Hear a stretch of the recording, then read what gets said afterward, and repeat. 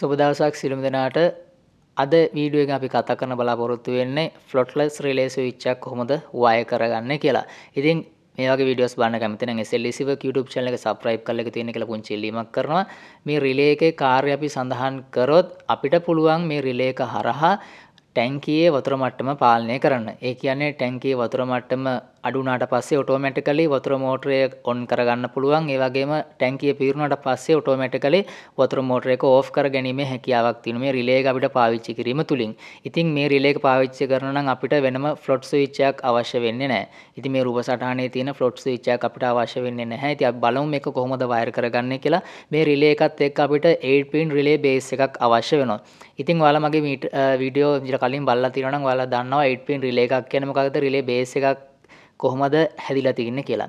ඉතින් මේකේ පින් 8කින් යුක්ත රිලේ බේස් එකක්. මේකේ පින් 8ක් තියෙනවා. අංක 1 සිට අංක 8 වෙනකන් ඔයාලට ගන්න පුළුවන්. මේකේ common එක සහ normally open normally close ඒ වගේම මේකේ coil supply එක මෙතන ඔයාලට බලා ගන්න පුළුවන්. අංක 7 සහ අංක 2 තමයි මේක coil supply එක වෙන්නේ. ඒ කියන්නේ 230 voltage live සහ neutral කියන අග්‍ර දෙක wire දෙක අපි සම්බන්ධ කරන්නේ අංක 7 සහ අංක 2 කියන අග්‍ර දෙකට. ඒ වගේම අංක 8 සහ අංක 1 කියන port දෙක අපිට common අග්‍ර විදියට ගන්න පුළුවන්. ඒ වගේම 6 5 4 3 අග්‍ර ටික අපිට normally open සහ normally close අග්‍ර විදියට ගන්න පුළුවන්.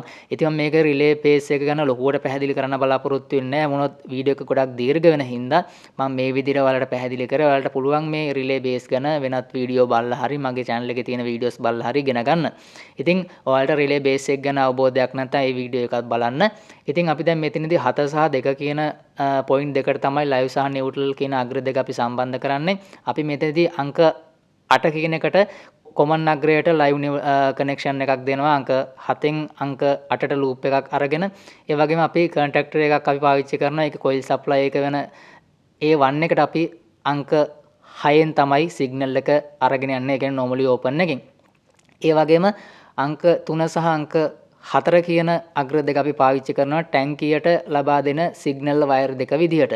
ඉතින් ඔයාලට බලා ගන්න පුළුවන් දැන් මේක මම පැට්‍රිකලි වයරින් කරලා තියෙන්නේ. ඔයාලට මේක වයර් කරලා තියෙන පිළිවෙල මම දැනට පැහැදිලි කරන අතරතුර මම වීඩියෝ එක අවසානයේදී ඔයාලට මේක drawing එක දානවා. සර්කිට් ඩයග්‍රෑම් එක රූප සටහනකින් දානවා ඔයාලට වඩාත් පැහැදිලි වෙන්න. ඉතින් අපි මේක දැනට බලමු.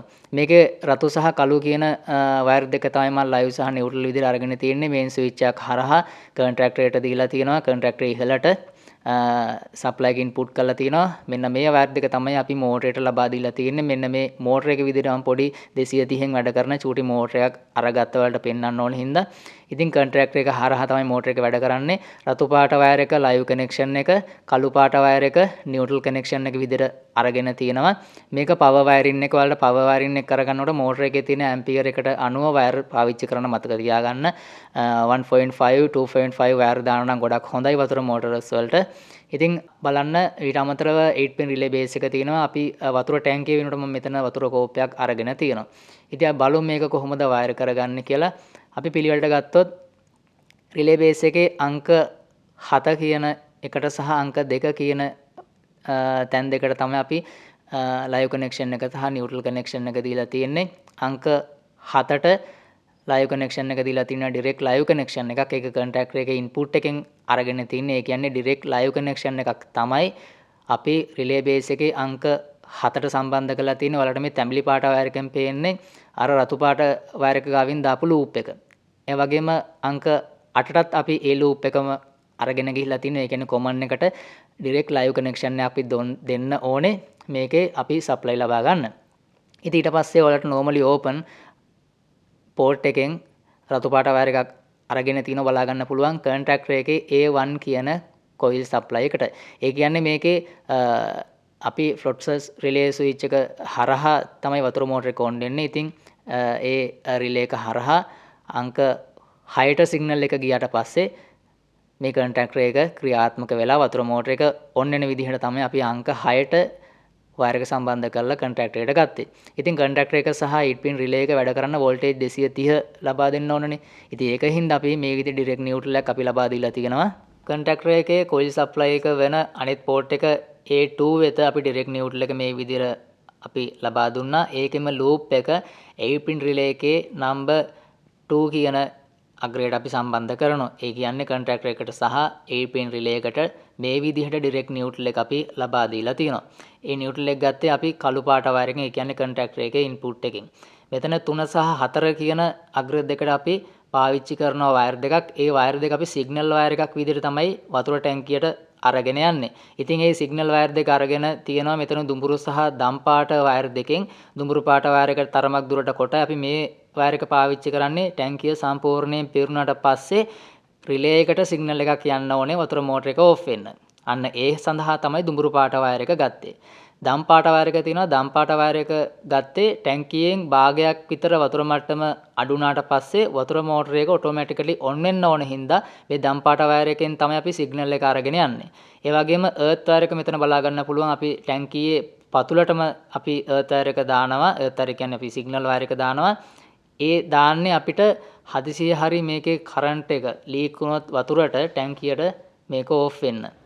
ඒ කියන්නේ වතුර මෝටර එකට ඒ කරන්ට් එක යනවා. වතුර මෝටර එක අර්ත් එක හරහා බොඩිය සම්බන්ධලා තියෙන හින්දා ට්‍රිප් එක ඕෆ් වෙනවා. අන්න ඒ ආරක්ෂාව සඳහා තමයි ඒක තියෙන්නේ. ඔයාලට මේ අර්ත් වයර් එක බොඩි එකට ටච් කරලා තියෙන වතුර මෝටරේ මේ විදිහට බලා ගන්න පුළුවන්. ඒ වයර් එක අපි සම්බන්ධ කරන්නේ අංක 1 රිලේ බේස් එකේ අංක 1 කියන අග්‍රයට. මොකද මේක තමයි සේෆ්ටි ෆන්ක්ෂන් එක විදිහට මෙතන අපිට අදාළ වෙන්නේ. මතක තියාගන්න මේ දුඹුරු පාට සහ දම් පාට කියන වයර් දෙකට කරන්ට් එකක් යන්නේ නැහැ. ඒ කියන්නේ වතුරට කරන්ට් එකක් ලීක් වෙන්නේ නැහැ. මේක සිග්නල් එකක් විදිහට තමයි වැඩ කරන්නේ. දැන් මෙතනදී අපි පාවිච්චි කරන්නේ 3 සහ 4 කියන අග්‍ර දෙක සිග්නල් වයර් විදිහට තමයි පාවිච්චි කරන්නේ. අපි මේ විදිහට වතුර ටැංකිය කියලා හිතාගමු. මේ වතුර කෝප්පේ අපි අරගෙන තියෙන්නේ. මේ විදිහට තමයි අපි වයර් ටික කනෙක්ෂන් එක අපි දාපු පිළිවෙලට ටැංකියට දාන්නේ. මම මෙහෙම ටැංකියට මේ වතුර කෝප්පෙට දැම්මට ටැංකියට ඔයාලා දානකොට මේක නිසියාකාරව පිළිවෙලක් තියෙනවා දාන්න. ඔයාලට ඒවා වීඩියෝස් මගින් ඉදිරියට කියලා දෙන්නම්. සාමාන්‍යයෙන් පයිප් එකක නැත්තම් PVC බට එක සවි කරලා තමයි අපි මේ විදිහට වතුර මට්ටම් වලට අදාළ වෙන්න අපි ටැංකිය ඇතුළට මේ වයර් ටික දාන්නේ. දැන් අපි floatless relay එක අපි මේ විදිහට සම්බන්ධ කරන පින් 8කින් යුක්ත. ඔයාලා දන්නවා මේ පින් 8 තමයි රිලේ බේස් එකට මේ විදිහට සම්බන්ධ වෙන්නේ. දැන් අපි පැට්‍රිකලි වයරින් එක කරගෙන ඉවරයි. මම මේ කෝප්පය ඇතුළට මේ විදිහට වයර් ටික දැම්මට ඒක දාන පිළිවෙලක් තියෙනවා. මම නැවතත් මතක් කරනවා. දැන් ඔයාලට බලා ගන්න පුළුවන් මම මේකට පව එක දුන්නා. දැන් කෝප්පේ සම්පූර්ණයෙන්ම වතුර තියෙන හින්දා වතුර මෝටර එක ඕෆ් වෙලා තියෙන්නේ. දැන් අපි මේ විදිහට වයර් එක උස්සනකොට මෙයා රීඩ් කරගන්නවා ටැංකියෙන් භාගයක් විතර වතුර මට්ටම අඩු වුණා කියලා. එතකොට ඔයාලට බලා ගන්න පුළුවන් රිලේ එක හරහා වතුර මෝටර එක ඔන් වීමක් සිද්ධ වෙනවා. ඒ කියන්නේ දැන් දුඹුරු පාට වයර් එකෙන් වතුර ගෑවෙන්නේ නැහැ. දම් පාට වයර් එකෙත් වතුර ගෑවෙන්නේ නැහැ. ඒ කියන්නේ දම් පාට වයර් එකෙන් වතුර ගෑවෙන්නේ නැහැ කියන්නේ වතුර මෝටර එක ඔන් වීම සිද්ධ වෙනවා. මොකද එතකොට ටැංකියෙන් භාගයක් විතර වතුර අඩු වෙලා හින්දා. දැන් අපි දුඹුරු පාට වයර් එකට මේ විදිහට වතුර ගෑවෙන්න කෝපය ඇතුළට දැම්මට පස්සේ වතුර මෝටර එක ඕෆ් වෙනවා. එතකොට එයා නිගමනය කරගන්නවා එයා සිග්නල් එකක් ලබා ගන්නවා හරි.